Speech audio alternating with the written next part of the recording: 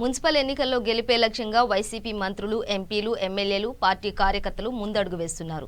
అనంతపురం జిల్లాలో మున్సిపల్ ఎన్నికల నేపథ్యంలో మంత్రులు, జిల్లా ఇన్ఛార్జి మంత్రి బొత్స సత్యనారాయణ, శంకర్ నారాయణ, ప్రభుత్వ సలహాదారులు సజ్జల రామకృష్ణారెడ్డి ఎమ్మెల్యేలకు, ఎంపీలకు, పార్టీ శ్రేణులకు దిశానిర్దేశం చేశారు. 100% వైసీపీ అభ్యర్థులు విజయం సాధించేలా కార్యకర్తలు కృషి చేయాలని సూచించారు. పంచాయతీ ఎన్నికల్లో 80% స్థానాలను కైవసం చేసుకున్న ఘనత వైసీపీదేనని గుర్తు చేశారు. స్థానిక ఎన్నికల ఫలితాల మాదిరిగానే మున్సిపల్ ఎన్నికల్లో కూడా విజయం సాధించాలని సూచించారు. జిల్లాకు సంబంధించి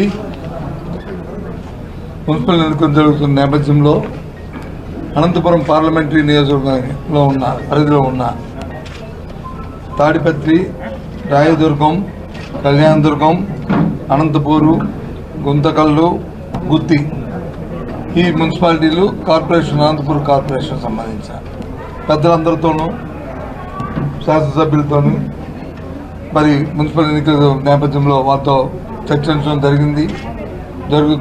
ఉన్న వాస్తవ పరిస్థితులన్నీ కూడా తెలుసుకోవడం జరిగింది. దానికి పాటు నియోజకవర్గంలో మేము పార్టీ పరంగా ఇచ్చిన అబ్జర్వర్స్తో పాటు అక్కడ ఉన్న పరిస్థితులు తెలుసుకొని ఎక్కడెక్కడైనా మా పార్టీకి సంబంధించి ఎవరైనా సరే ఎందుకంటే అధికారం ఉన్నది కాబట్టి ఒక ఎన్నికలు వచ్చినప్పుడు ఒక స్థానానికి ఒకరు పోటీ చేయడం, 2-3 అభ్యర్థులు ఉండడం అనేది సహజం.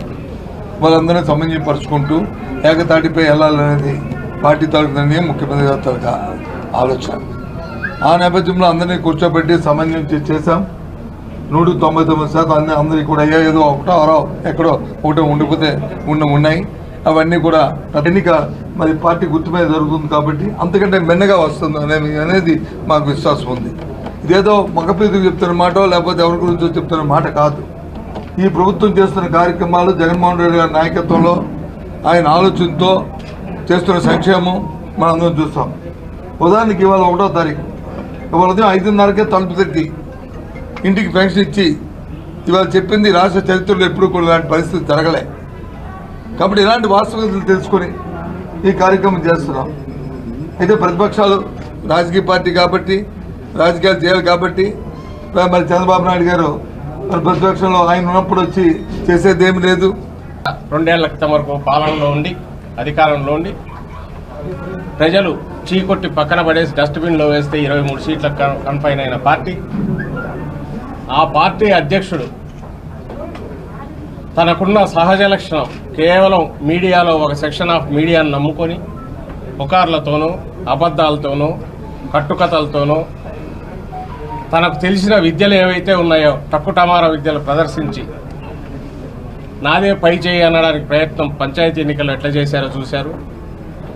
అలాగే ఇప్పుడు అభ్యర్థులు కూడా దొరకని పరిస్థితి. పార్టీ చిహ్నం లేనప్పుడు అభ్యర్థులు దొరకలేదు. ఇప్పుడు పార్టీ గుర్తు మీద మరీ కష్టంగా ఉంది. ఈ పరిస్థితి ఎప్పుడైతే వచ్చిందో ముందే ఒక ఏదో ఘోరాలు జరిగిపోతున్నాయనే రాగానే ఎత్తుకొని లేని దీన్ని ఏదో సృష్టించి ఒక ఆందోళనకని బయలుదేరారు. అది ఈరోజు తిరుపతిలో దిగినట్టున్నారు. అక్కడ పోయి కూర్చొని ఒక డ్రామా క్రియేట్ చేయాలని చూస్తున్నారు.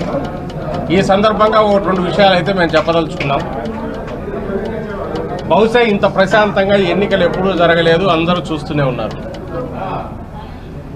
నామినేషన్లకు నీకు నామినేషన్ వేయడానికి మనిషి దొరకక దాన్ని కప్పిపుచ్చుకోవడానికి ఎవరో వేయనివ్వలేదనే ఒక కొత్త రాగం అందుకొని అబద్ధపు దీనిలతో నువ్వు పోవడం, జనలేకపోవడం అనేది చాలా తప్పు బాబు గారు మీరు చేస్తున్నది. ఎందుకంటే నిజమైన పార్టీ కార్యకర్త, అందులో ఇదేం చాలా సీనియర్ మోస్ట్ పార్టీ, మేమన్నా 10 ఏళ్ళే అనంతపురం